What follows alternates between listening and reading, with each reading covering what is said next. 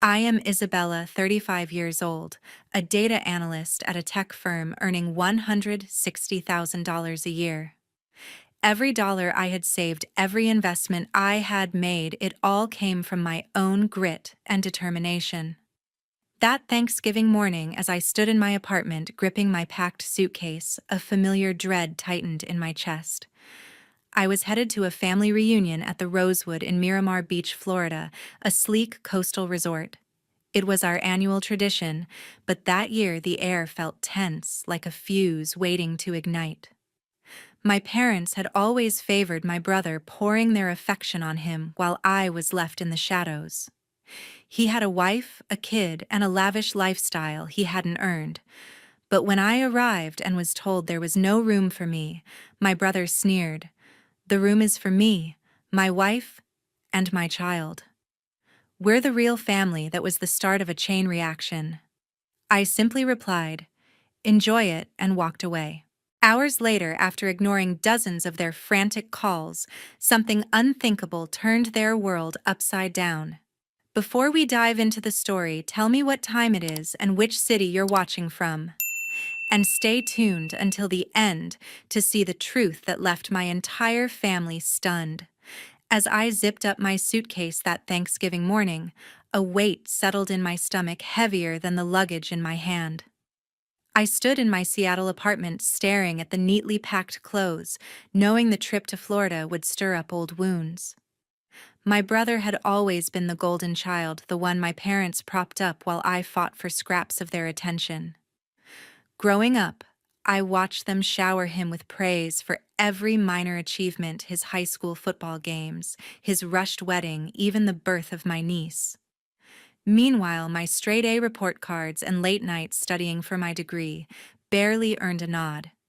It wasn't just favoritism. It was a wall between us built brick by brick over years. My brother's life screamed excess.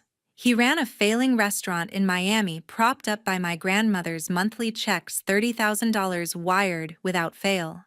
His wife spent her days curating a perfect image on Instagram, posting about designer bags and private school fees for their daughter. I scrolled through her posts sometimes, not out of envy, but disbelief. How could someone live so recklessly, banking on someone else's wealth? My parents weren't much better. Retired and living in a high-end assisted living facility, they leaned on my grandmother's money for their medical bills and golf club memberships. I had learned early on that relying on others was a trap. My grandmother, the only one who saw my worth, taught me that. When I was 16, she sat me down with a ledger showing me how to budget, invest, and stand on my own. "Don't let anyone own you," she had said, her voice firm but warm. Those lessons shaped me, pushed me to build a career where I answered to no one but myself. Packing for the trip, I couldn't shake the memory of last year's reunion. My brother had bragged about his new boat bought with my grandmother's money while my parents beamed. I had mentioned my promotion, a step up to senior analyst, and they changed the subject to my niece's piano recital. It stung, but I swallowed it like always. This time, though, something felt different. My brother's recent texts had been sharper, almost territorial, hinting that I didn't belong at the reunion. "It's a family thing," he had written once, as if I were an outsider. I pushed the thought aside, checking my flight details to Florida. My grandmother would be there, and her presence always grounded me. She had a way of seeing through the facade, cutting through the noise with a single look. I slipped my laptop into my carry-on, thinking about the work I'd return to after the trip. My job demanded focus, and I loved it for that. Numbers didn't lie or play favorites. They rewarded those who paid attention. Unlike my family, my career valued my effort. But as I locked my apartment door, a flicker of unease hit me. I had a feeling this reunion would test more than my patience. My brother's entitlement, my parents' blind loyalty to him, it was a powder keg, and I was walking into it. I took a deep breath, grabbed my keys, and headed for the airport, unaware that this trip would change everything. When my plane touched down in Florida, I felt a mix of exhaustion and unease, the weight of the trip pressing harder than the suitcase I dragged behind me. The Rosewood in Miramar Beach loomed ahead as my taxi pulled up its sleek glass facade, catching the late afternoon light. The air buzzed with the polished energy of wealth guests in tailored outfits, staff gliding with practiced smiles. But beneath it, I sensed a brewing storm. This was no ordinary family reunion, not with the history I carried. I stepped into the lobby, the cool air a sharp contrast to the humid warmth outside. My parents were already there, standing near a marble fountain, their faces lit with the same forced cheer I remembered from childhood. My father adjusted his glasses, glancing at me briefly before looking away. My mother clutched her purse, offering a tight-lipped smile that didn't reach her eyes. "You made it," she said, her tone clipped as if my arrival was an inconvenience. I nodded, swallowing the familiar sting of their detachment. They had always been this way, distant with me, warm with my brother. I scanned the lobby, expecting to see him or his wife, but they were nowhere in sight. Probably off flaunting their lifestyle, I thought, picturing his wife's Instagram posts of curated perfection. I approached the check-in counter, my reservation confirmation pulled up on my phone. The clerk, a young woman with a polished name tag, typed quickly, her brow furrowing as she scanned the screen. "I'm sorry, ma'am," she said, her voice hesitant. "There's no reservation under your name." My stomach dropped, but I kept my composure, asking her to double-check. She did, her fingers moving faster, but the result was the same. No room. No record. I stepped back, my mind racing. My parents had handled the bookings as always, using my grandmother's account. How could they have left me out? I turned to my parents, who were now whispering to each other, their eyes avoiding mine.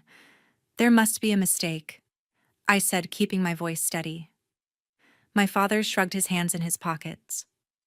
"We booked for the family." He muttered, his words vague but heavy with implication. My mother looked down, fussing with her purse, refusing to meet my gaze. The truth hit me like a cold wave. This was no accident. My brother's family, his wife, his daughter, had a suite, no doubt. I could picture them settling in their luggage, already unpacked, while I stood here, erased from the plan. I clenched my phone, fighting the urge to call my brother right then. Instead, I asked the clerk to check under my parents' names. She confirmed their reservation along with one for my brother's family, a sprawling suite with ocean views. My name was nowhere in the system. The clerk offered to find a room, but the resort was fully booked for Thanksgiving. "We can put you on a wait list," she said, her tone apologetic. I shook my head, a bitter taste rising in my throat. My parents stood silently, their lack of defense louder than any words. They knew. They had chosen. I took a deep breath, my mind sharpening. I wasn't going to beg or make a scene. Years of being sidelined had taught me to hold my ground without breaking. I thanked the clerk, picked up my suitcase, and turned to my parents. "I'll figure it out," I said, my voice calm but edged with steel. They exchanged a glance, but neither spoke. As I was still standing in the lobby, my brother Timothy emerged from the elevator, his wife and daughter trailing behind. He wore a tailored blazer, his smirk as polished as the marble floor beneath us. His wife adjusted her sunglasses, her designer bag swinging with every step, while their daughter clutched a stuffed toy, oblivious to the tension. My parents shifted uncomfortably, their silence deafening. I tightened my grip on my suitcase handle, waiting for someone to explain why my name was missing from the reservation list. Timothy sauntered over, his eyes flicking to the clerk before landing on me. "What's the holdup?" he asked, his tone dripping with impatience. I opened my mouth to respond, but the clerk spoke first, her voice unsteady. "There's no room booked for her," she said, gesturing toward me. Timothy's smirk widened, and he crossed his arms, leaning against the counter.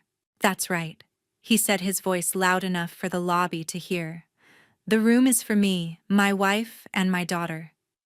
We're the real family here." His words cut deep, each syllable a deliberate jab. My parents stood motionless, my father staring at his shoes, my mother twisting a ring on her finger.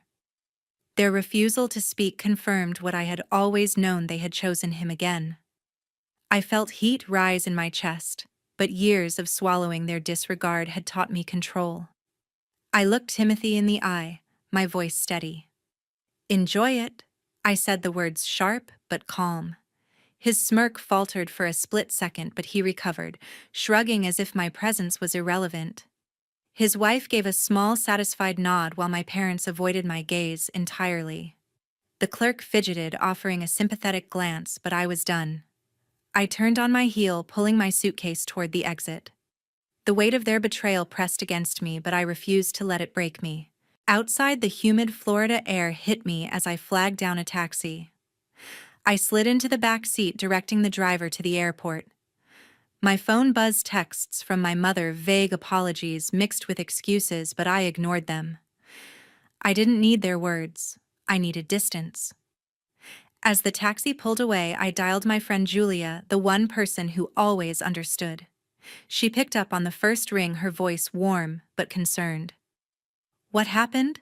she asked, sensing my mood.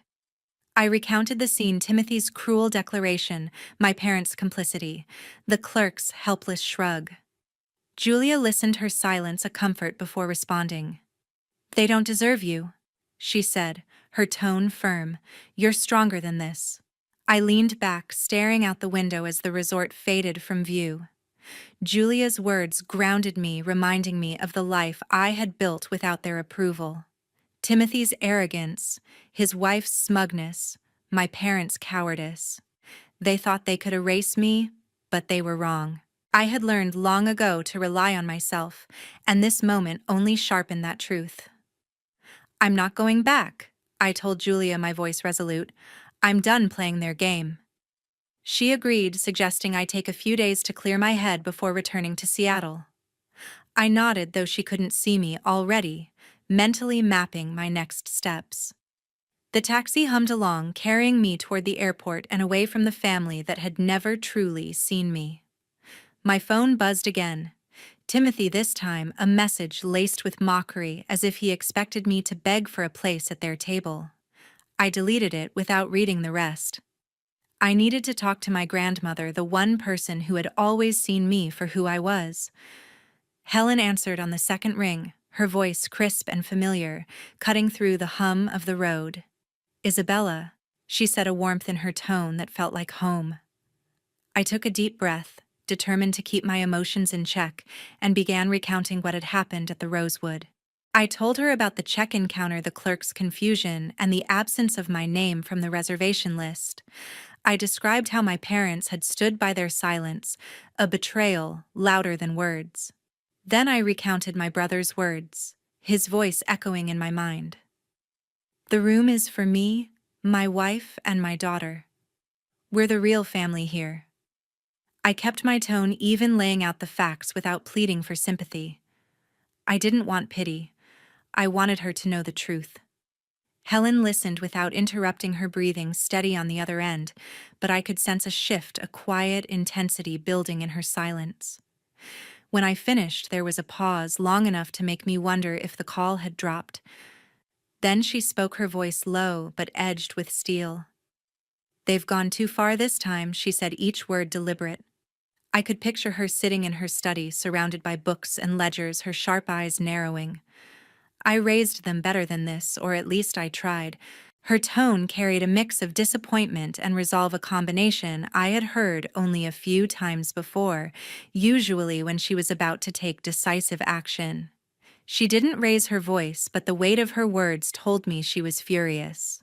I stayed quiet, letting her process. My grandmother had built her wealth through discipline and foresight, and she valued fairness above all. She had taught me those same principles when I was young, guiding me to stand on my own. Now, hearing about this slight, I knew she felt it personally, not just as my grandmother, but as someone who despised entitlement. "I'll handle this," she said finally, her voice calm but unyielding. "You focus on yourself, Isabella. Don't let their nonsense pull you down." I nodded, though she couldn't see me, feeling a flicker of relief. Helen didn't make promises lightly, and her words carried a certainty that something was about to change. I thanked her, keeping my response brief. "I'm heading to the airport," I said, my voice steady. "I'll be fine." She didn't press me for details or try to convince me to stay. Instead, she said, "Good. You've always known how to take care of yourself." The call ended and I leaned back in the taxi, the weight of the day still heavy but somehow lighter. My grandmother's reaction wasn't just about me, it was about the principle of it all. Timothy, his wife. My parents. They had crossed a line, and Helen wasn't one to let such things slide. The taxi driver glanced at me in the rearview mirror, asking if I needed to stop anywhere before the airport. I shook my head, my mind already turning to the future. As I settled into a stiff chair at the airport gate, my phone buzzed relentlessly, a storm of notifications breaking the quiet hum of travelers around me. The screen lit up with my brother's name, followed by my mother's, then an email from my father. I let them pile up, each ping a reminder of the family I had just walked away from. Timothy's first message was sharp, accusing me of overreacting as if his words at the Rosewood were a harmless joke. "You're making a scene for nothing?" He wrote, his tone dripping with the same arrogance I had seen in the lobby. I swiped it away, unwilling to engage. My mother's texts came next, a flurry of half-hearted apologies mixed with deflections. "We didn't mean to upset you," she typed, followed by, "You should have stayed to talk it out." I scoffed, picturing her nervous fidgeting, her loyalty always tethered to my brother. My father's email was longer, a rambling attempt to justify their actions. He claimed the booking was a mix-up, but his words felt hollow, laced with the same excuses I had heard my whole life. They weren't sorry for what they did.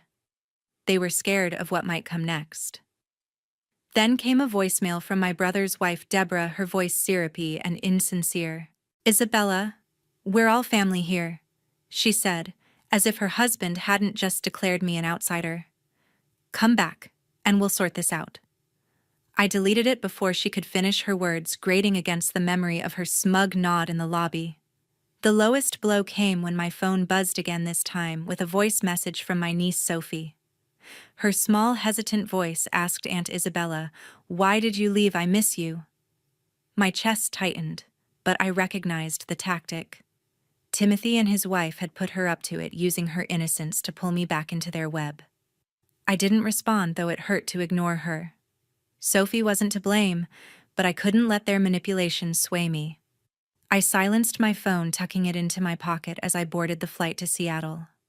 The cabin's low hum drowned out the chaos of their messages, and I felt a wave of relief wash over me. For the first time in days, I could breathe without the weight of their expectations pressing down. I leaned back in my seat, my thoughts shifting to the life waiting for me at home. My apartment, my job, the quiet rhythm of my days. They were mine, built without their help or approval. The family drama felt distant now, like a storm I had finally escaped. When I landed in Seattle, the cool, damp air greeted me like an old friend. I took a cab to my apartment, the city lights blurring past as I checked my email for work updates. A project deadline loomed, and I welcomed the distraction. Numbers and spreadsheets were predictable, unlike the family I had left behind. I spent the evening reviewing reports, my focus sharpening with each task. My phone stayed silent, its notifications muted, but I knew they were still trying. A quick glance at my inbox showed 3 more emails from my father, each one more desperate than the last. "We need to talk," he wrote. "This is getting out of hand." I closed my laptop, refusing to let their panic pull me back. By the next morning, Timothy had sent a new round of messages, his tone shifting from smug to frantic. "You talked to Grandma, didn't you?" One read, his words betraying a crack in his usual confidence. I could almost see him pacing, realizing that his actions might have consequences he hadn't anticipated. His wife followed with another text, her words sharp and accusing. "You're stirring up trouble," she wrote, as if I were the one who had excluded myself. My parents' messages grew more insistent, urging me to call them to fix this. But I had no intention of fixing anything. They had made their choices, and I was done carrying the weight of their mistakes. I spent the day catching up on work, my inbox filling with client requests that demanded my attention.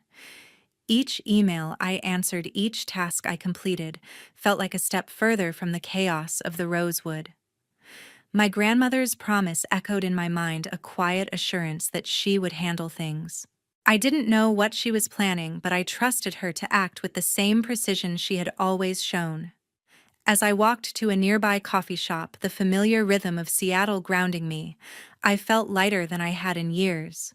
Their panic, their accusations, they were no longer my burden. 2 days after settling back in Seattle, I opened my laptop to find an email from my grandmother waiting in my inbox. The subject line was simple: family matters. My heart quickened, sensing the weight behind those words. I clicked it open, scanning the contents, and saw that Helen had copied me on a message addressed to my parents and my brother. Her words were precise, each sentence crafted with the authority of someone who had built an empire and knew how to wield its power. The email began with a calm acknowledgement of the incident at the Rosewood. Helen didn't mince words, calling out the deliberate exclusion of my name from the reservation list. "I have been informed of the events that transpired in Florida," she wrote, her tone measured but firm. "Such behavior is not only unacceptable, but a betrayal of the values I instilled in this family." My eyes lingered on that line, a quiet validation of the hurt I had carried. She went on to outline her decision, each point hitting like a hammer. Effective immediately, she was cutting all financial support and inheritance rights for my father, my mother, and Timothy. No trust funds, no annual stipends, no safety nets.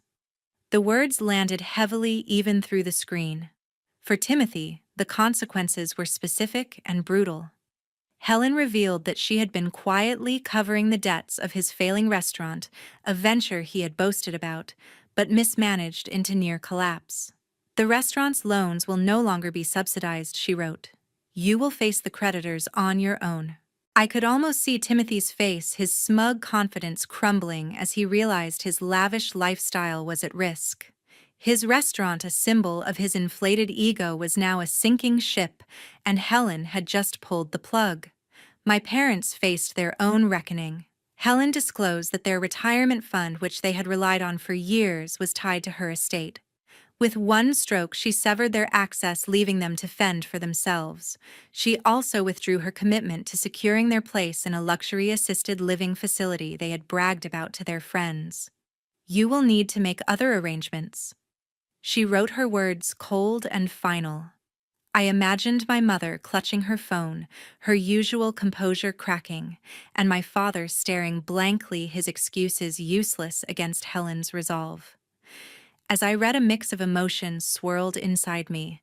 There was no joy in their downfall, but a quiet satisfaction settled in my chest. For years I had been the outsider, dismissed while they basked in their entitlement.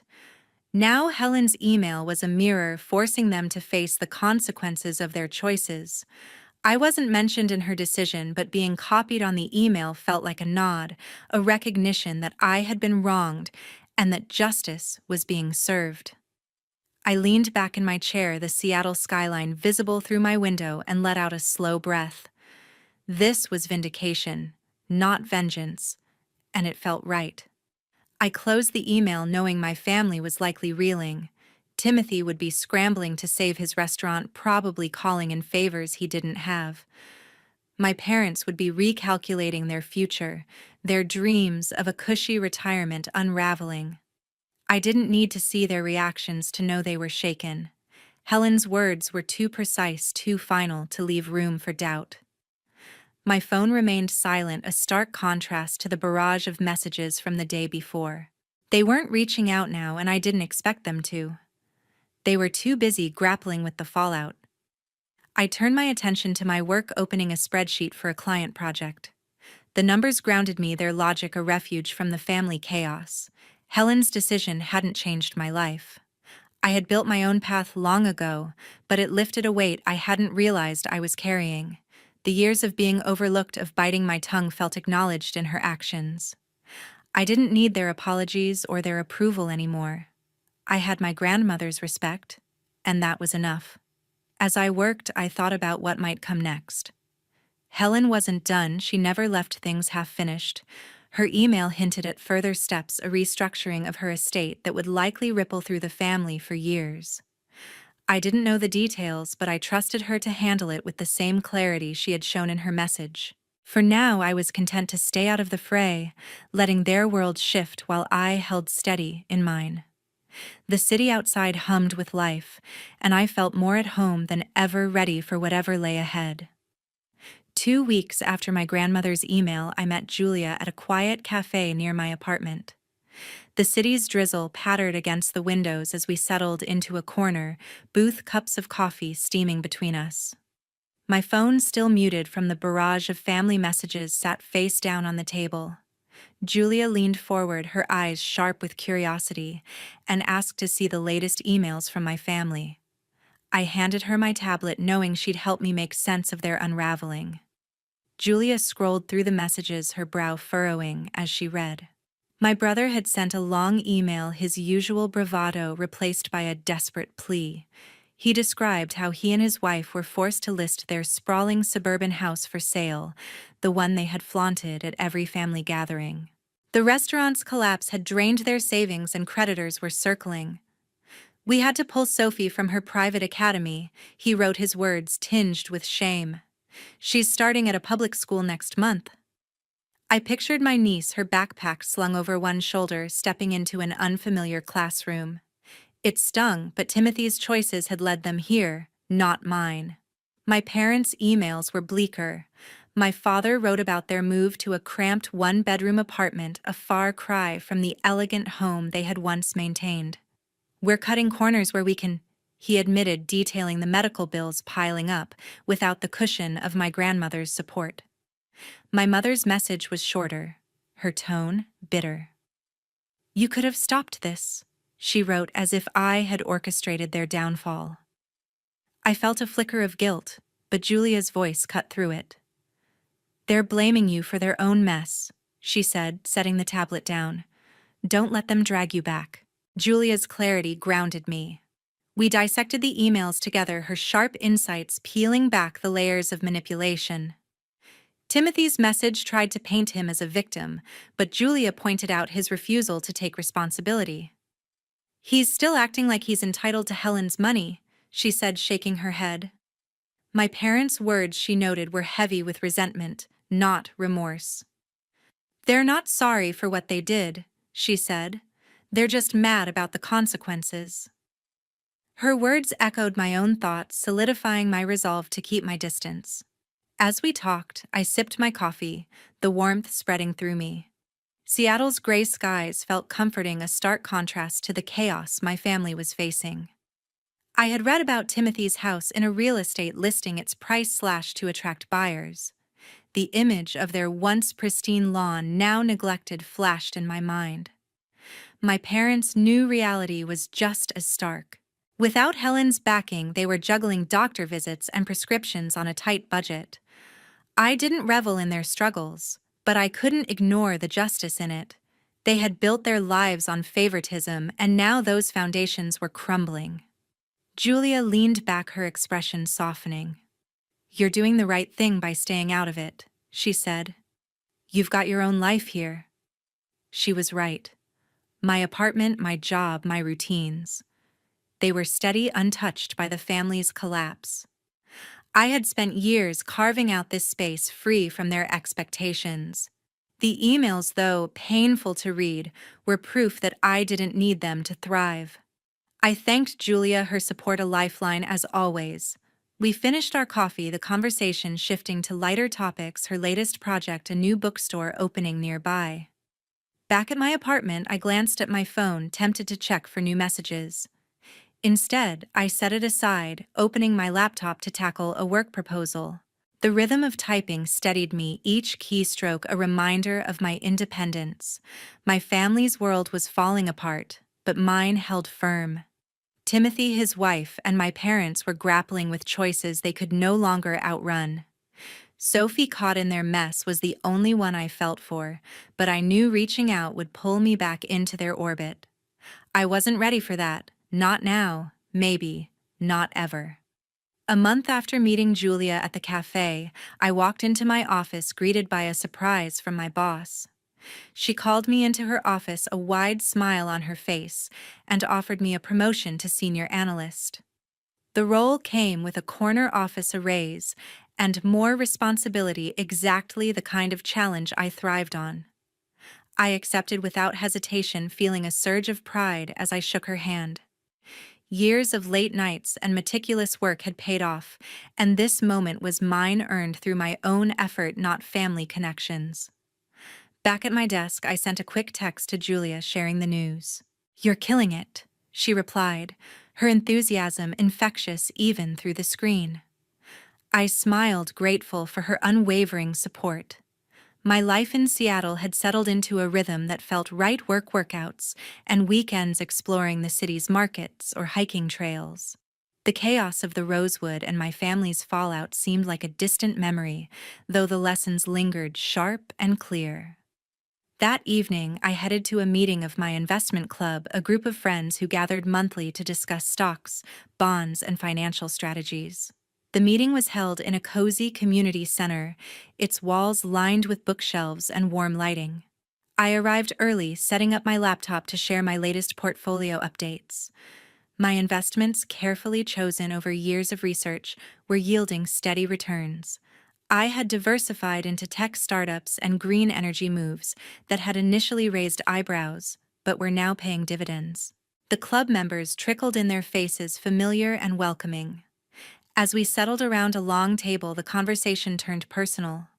One member, a software engineer named Rachel, asked about my recent trip. I hesitated, then decided to share. I told them about the incident at the Rosewood, how my family had left me without a room, and the chain of events that followed. I kept my tone matter of fact, focusing on the facts rather than the emotions. "My brother declared his family the priority," I said, recalling his words in the lobby. It was a wake-up call, but it pushed me to rely on myself. The group listened intently, their expressions a mix of shock and admiration. Rachel leaned forward, her eyes wide. "You walked away from that?" she asked. I nodded, explaining how I had returned to Seattle and cut contact with my family. I mentioned my grandmother's intervention, though I kept the details vague, not wanting to dwell on their consequences. The focus was on my choice to move forward, to build a life free from their expectations. Julia, who had joined the club a year ago, chimed in. "Isabella's always been the one to chart her own course," she said, her voice firm. "She didn't let their drama define her." Her words carried weight, and I felt a warmth spread through me. The group nodded, and the conversation shifted to strategies for financial independence, a topic that resonated deeply.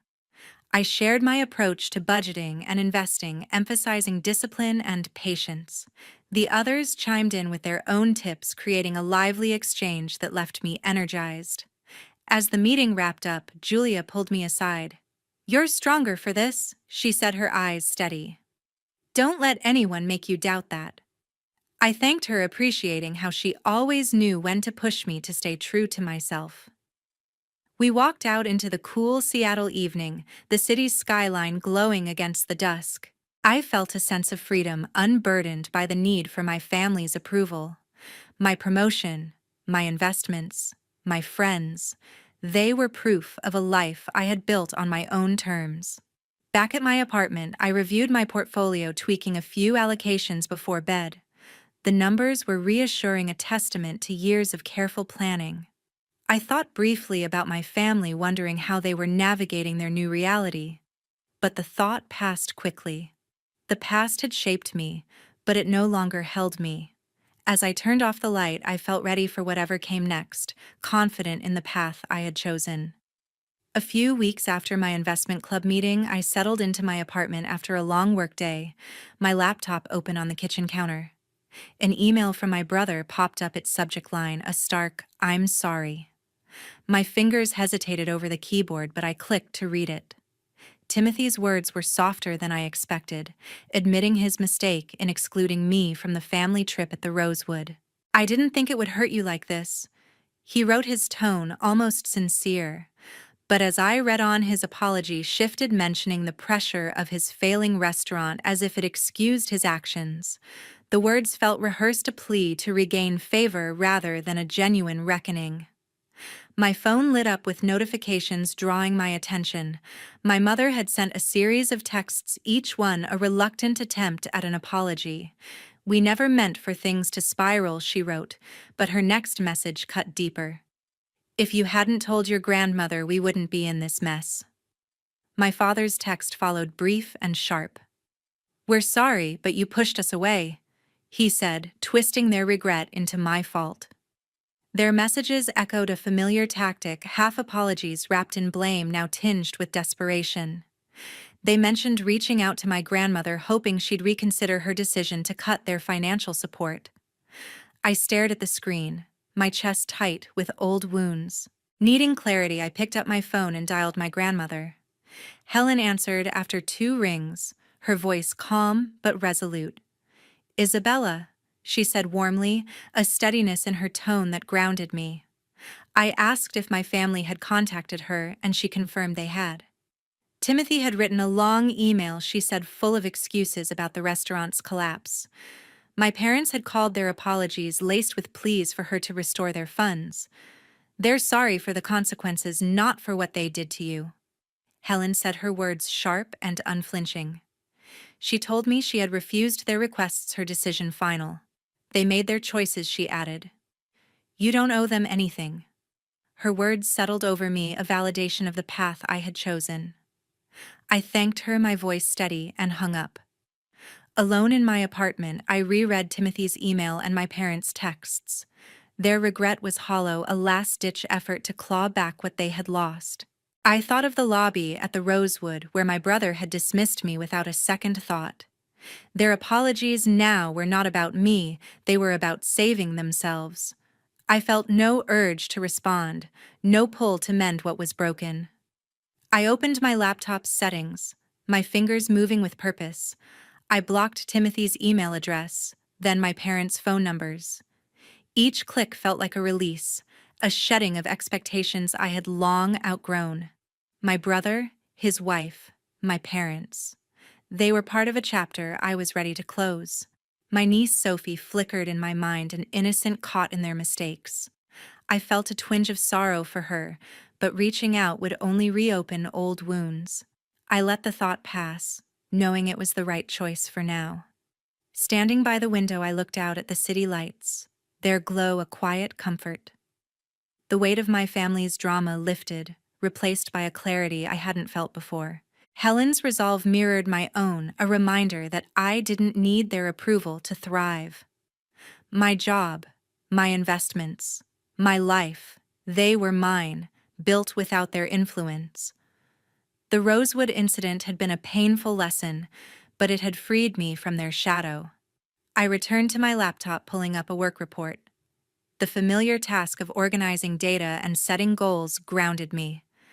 My family's belated regrets, their failed pleas to Helen, were their burden, not mine. As I worked, the silence of my apartment felt peaceful, a space where I could focus on what mattered. I had walked away from their chaos once, and now I was doing it again, this time with no looking back. A month after blocking my family's contacts, I found a package waiting at my doorstep on my birthday. The small box bore my grandmother's elegant handwriting, and I smiled as I carried it inside. Opening it, I discovered a hardcover book on advanced investment strategies, its pages crisp and untouched. Tucked inside was a note from Helen, her words concise yet warm. "Keep building your future, Isabella. You're already on the right path." I traced my fingers over the cover, grateful for her quiet support. She hadn't just given me a gift. She had reaffirmed my choices, her faith in me a steady anchor. I placed the book on my desk next to my laptop, where I tracked my investments. My portfolio had grown stronger, each decision a step toward the financial independence I valued. My new role as senior analyst kept me engaged, the challenges sharpening my focus. Outside of work, I filled my days with small joys, morning runs, dinners with friends, quiet evenings reading. The turmoil of the rosewood felt like a distant chapter, its lessons etched into my perspective. I had learned to prioritize my self-respect over the fleeting approval of others. As I flipped through Helen's book, my thoughts drifted to the past. The trip had exposed my family's favoritism, a truth I could no longer ignore. Their actions, my brother's dismissal, my parents' indifference had pushed me to stand alone. But that moment of betrayal had also revealed my strength. I didn't need their validation to thrive. I never had. The realization was freeing, a weight lifted from years of trying to fit into their expectations. Financial independence, I understood now, was more than numbers in an account. It was the power to live on my own terms. My gaze fell on a small velvet pouch in my desk drawer, a gift I had bought months ago for my niece Sophie. Inside was a delicate silver necklace, its pendant a tiny star chosen because she loved stargazing as a child. I had planned to give it to her someday, but not now. She was still young, caught in the fallout of her parents' choices. Contacting her would mean stepping back into a world I had left behind. Instead, I tucked the pouch away, a promise to myself that I'd reach out when she was older, when she could understand my absence. For now, keeping my distance was the kindest choice I could make. I leaned back in my chair, the city lights casting a soft glow through the window. The path I had chosen wasn't easy, but it was mine. The Rosewood incident had been a turning point, not because of what my family did, but because of what I discovered about myself. I had walked away from their chaos and built a life rooted in my own values. Helen's gift, Sophie's necklace, my steady routines. They were reminders of who I was and who I wanted to be. Closing the book, I felt a quiet resolve. Living authentically meant letting go of those who couldn't respect me. My family's apologies, their regrets, their struggles, they were no longer my burden. I had my work, my goals, my future. As I turned off the lamp, the room settled into darkness, but I felt no fear. I was exactly where I belonged, grounded in the truth of my own worth.